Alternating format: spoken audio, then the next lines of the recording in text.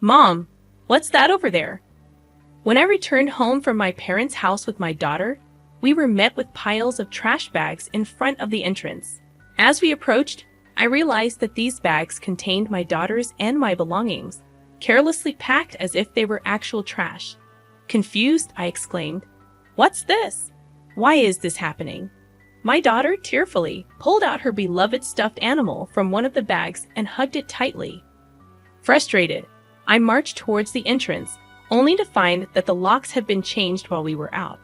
It became apparent that my mother-in-law and sister-in-law were behind this. Ringing the doorbell and knocking several times yielded no response. "What is this? Isn't it terrible?" I muttered. Upon closer inspection, one of the trash bags had a note that read, "Parasites disappear, never come back." A surge of anger welled up within me, and I couldn't help but express my frustration aloud. "The real parasites are you," I muttered. This was the worst treatment I had ever received from my in-laws in 15 years. Not only me, but making my daughter feel this way too was unbearable. My patience exhausted, boiling with anger, I loaded our belongings into the car, and we returned to my parents' house. "I will never come back to this house again," I declared. "I'm looking forward to seeing what happens to the parasites when their host is gone." My name is Sarah.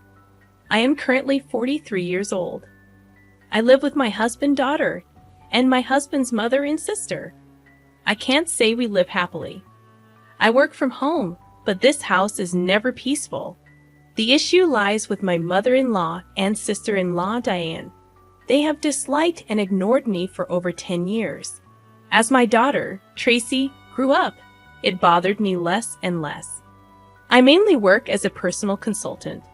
I started as a fortune teller, but as my blog became popular, I began receiving more consultations on attracting customers, leading to my current job. I met my husband, Kent, through a friend's introduction when I was training to be a fortune teller. I work in sales at a pharmaceutical company, and I also do affiliate marketing as a side job, which is finally starting to take off. Kent gave me enthusiastic advice on attracting customers when I expressed my struggles with fortune telling. Attracted by his kindness, we started dating and got married a year later. At that time, our income wasn't great, but Kent always supported me. I'm so glad I married Kent. I truly felt this way. Living with my in-laws began about a year after I got married. It started when my father-in-law, who had been healthy until then, suddenly passed away. My mother-in-law felt insecure about the future and asked my husband to live with us. We agreed to live together in exchange for her taking care of the household chores. Initially, my mother-in-law welcomed our living together and was happy. I hoped we would get along well, but I was mistaken. 2 months later, she began completely ignoring me, perhaps dissatisfied with me not helping with the housework. Soon, my sister-in-law, Diane, also started ignoring me. I didn't mind being ignored, but the challenging aspect with my mother-in-law was her tendency to involve others. Not only did Diane, my sister-in-law, hear about it, but even neighbors and relatives were informed that my daughter-in-law stays at home, but says she's working, leaving all the housework to me. If I say even a little, she talks back 100-fold, so I just ignore her. To make matters worse, my mother-in-law would suggest to others, "You better not talk to her too. It'll be troublesome." As a result, people around the in-laws' house began giving me only tepid responses to my greetings. I felt isolated, and it became very difficult. Despite my pleas to stop spreading strange rumors, my words were completely ignored. Although my mother-in-law's attitude softened slightly when my daughter Tracy was born 2 years after we started living together, her overall stance towards me hardly changed. However, she was very fond of Tracy, and having her help with household chores and childcare was a huge relief as my work became busier. Around the same time, my husband Kent's side business started to struggle, and he seemed unable to adapt to changes in the affiliate marketing market. He approached me saying, "Sarah, can you increase your contribution to the monthly expenses a bit?" I agreed, expressing that my consultations were increasing, and the new methods I implemented were working well.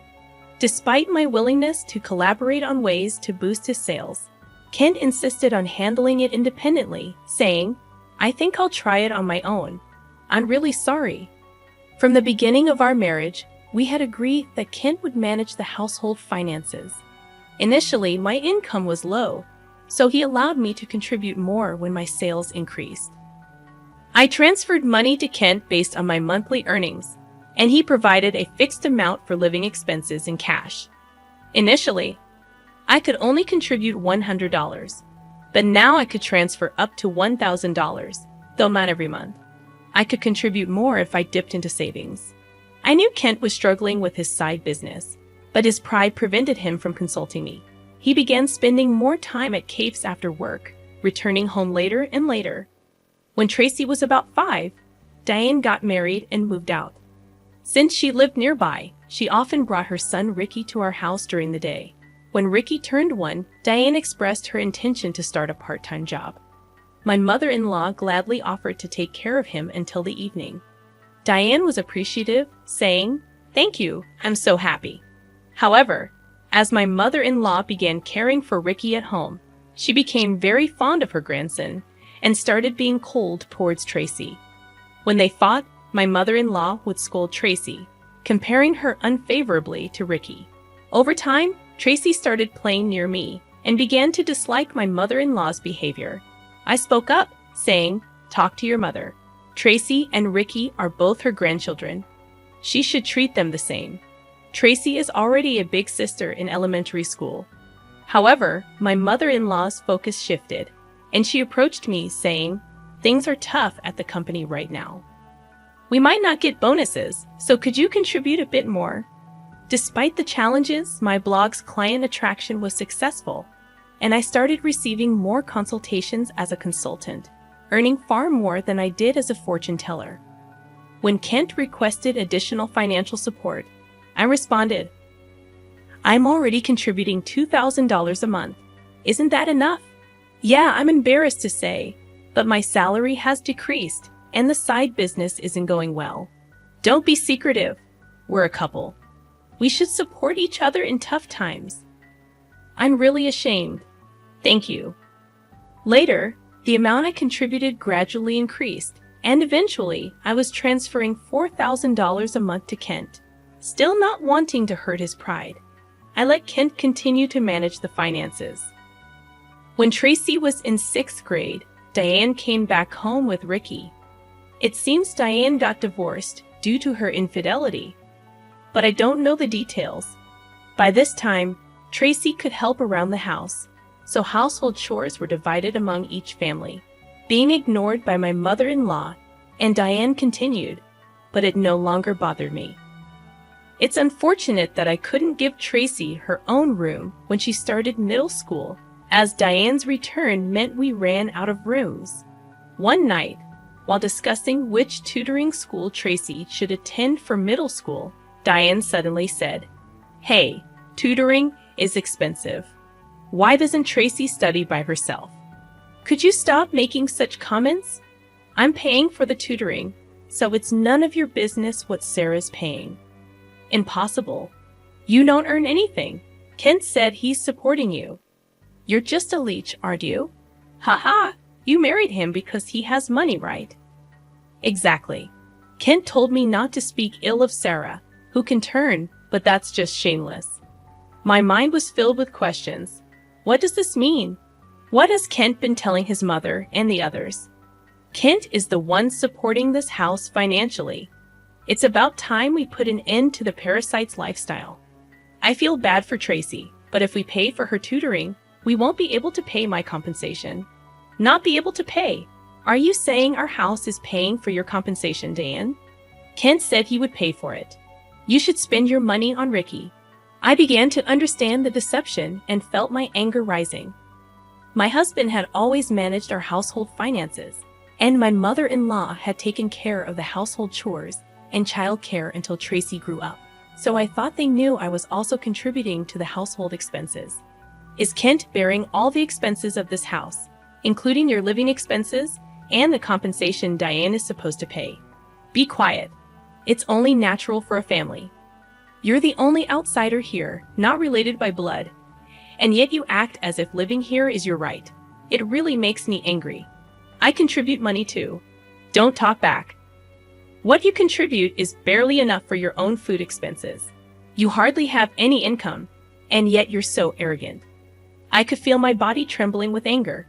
I could see Tracy on the side, looking like she might cry. I knew Kent had a lot of pride, but I never thought it would be this bad.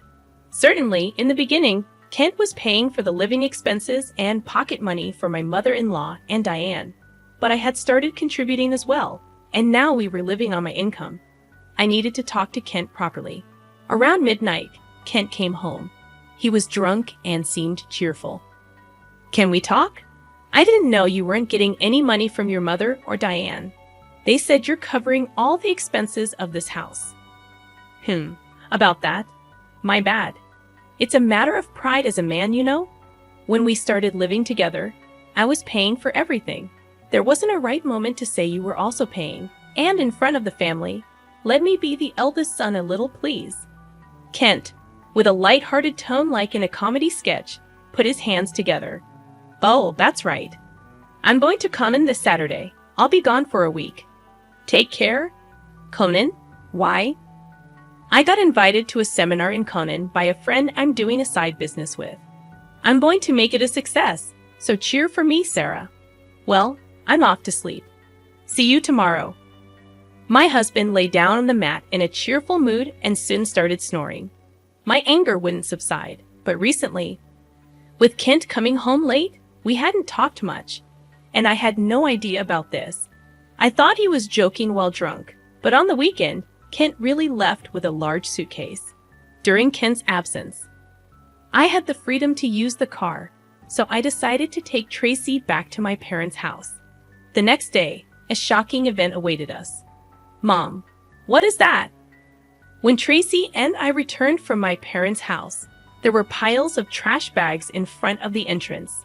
Upon closer inspection, these bags contained mine and Tracy's belongings, carelessly packed just like real trash. What is this? Why is this happening? I don't understand. Tracy, crying, pulled out her beloved stuffed animal from the bag and hugged it. Furious, I headed towards the entrance. Has the lock changed? It seemed that the locks had been changed while we were out. This must be the work of my mother-in-law and sister-in-law, Diane. I rang the doorbell and knocked several times, but no one came out. What is this? Isn't it terrible? Upon closer inspection, one of the trash bags had a note saying, "Parasites disappear, never come back." I felt a surge of anger from the bottom of my heart. The real parasites are you. I couldn't help but let out a swear word. This was the worst treatment I had ever received from my in-laws in 15 years. Not just me, but making my daughter feel this way too. I finally lost my patience with boiling anger. I loaded the luggage into the car, and we returned to my parents' house. I will never come back to this house again. I'm looking forward to seeing what happens to the parasites when their host is gone. When we returned to my parents' house, they were shocked. I hadn't told them about the ignoring from my in-laws, the money issues, and most of all, their attitude towards Tracy. Not wanting to worry them, my parents said, "There's no need to go back to that house. You should claim compensation from them." They cried with anger and told me to stay with them. My mother's words, "You really had it tough," made me cry too. In reality, I had been trying my best all this time. Enough is enough. I finally decided to confront my feelings while staying at my parents' house. I contacted a friend who had introduced me to Kent. She was connected to Kent's side business friends. "Are you doing well? I want to ask you something. Do you know if Kent's friends are currently in Conan, that famous entrepreneur seminar, right? I was invited but wasn't interested, so I declined." "Kent didn't go, did he?" "Yeah, that's right. By the way, I heard Kent quit his job and is now managing a business with his wife. You two must be close." Yes, that's right." Nonchalantly, I replied and hung up immediately. After I called Kent's company, what my friend said was true, and to my surprise, Kent had quit his job 2 years ago. This meant that for the past 2 years, I had been paying almost all of the living expenses for my in-laws.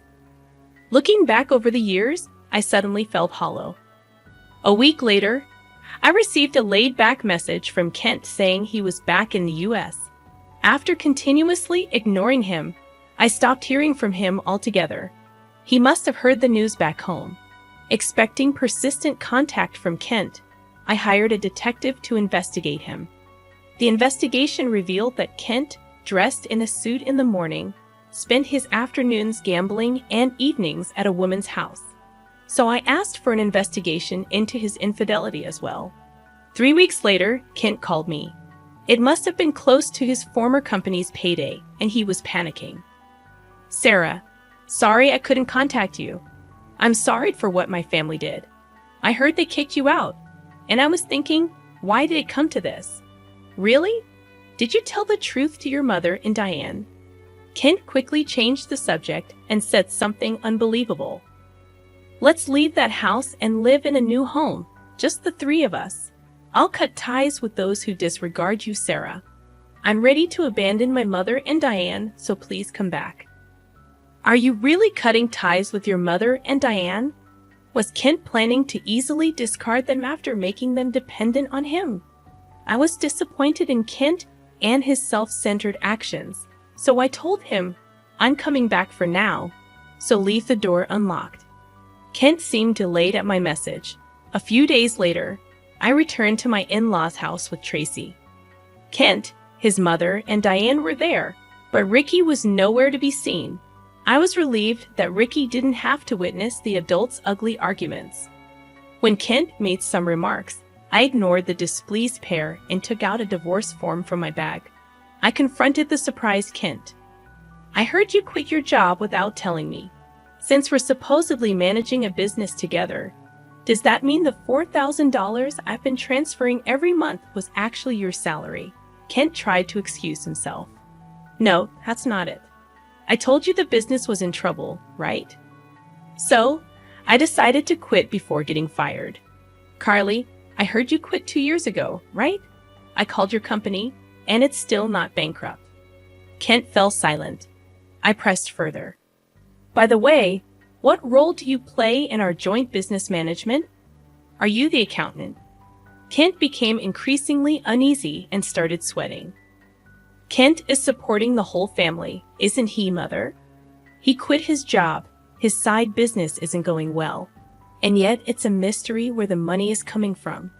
I'm leaving, but please continue to get financial support from Kent."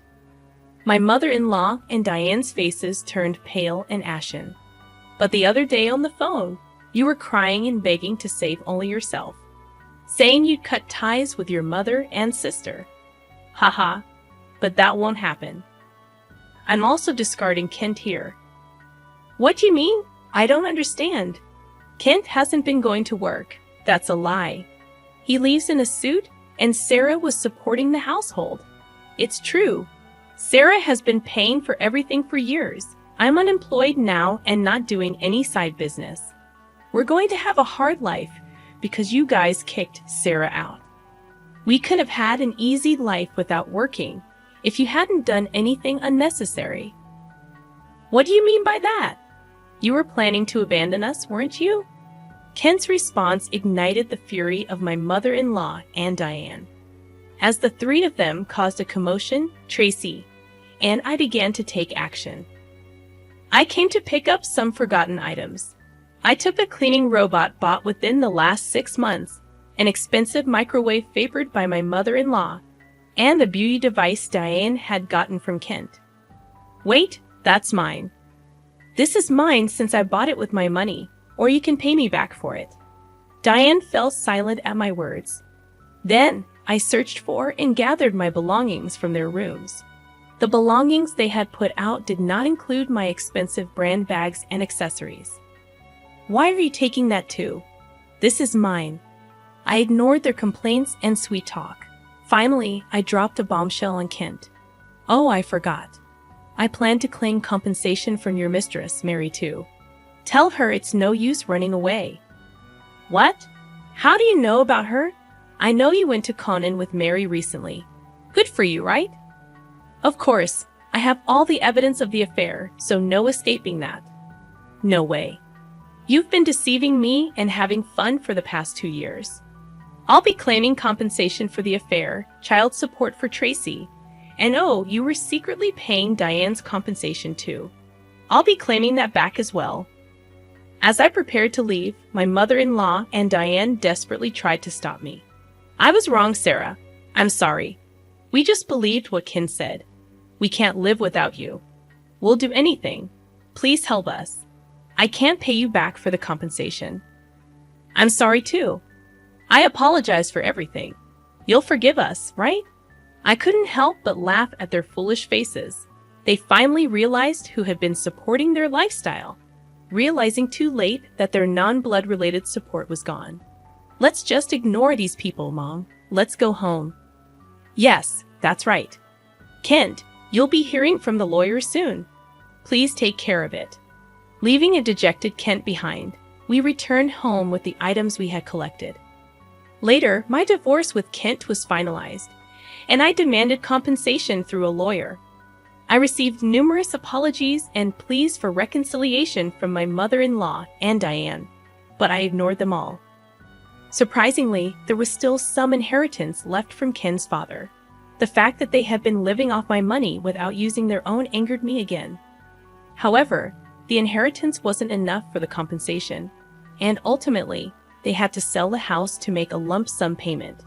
Naturally, this included the compensation I had been paying for Diane.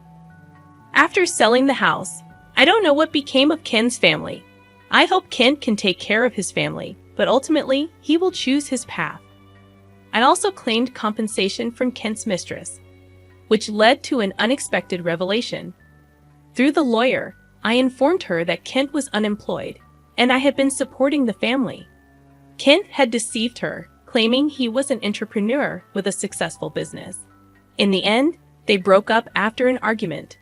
Tracy and I moved to an apartment, and I was able to give her the room she had longed for. I don't think my 15 years were wasted, but sometimes I wonder if I should have made a decision when I started being ignored.